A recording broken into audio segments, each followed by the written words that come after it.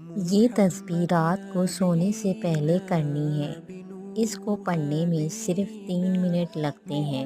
100 مرتبہ تسبیح آنے پر یہ کلمات بسم اللہ اللہم صلی علی محمد پڑھ کر سوتے ہیں۔ ایک بزرگ نے 20 سال پہلے یہ کلمات جس آدمی کو ہدیہ کیا تھا، اب وہ 80 سال کی ہیں۔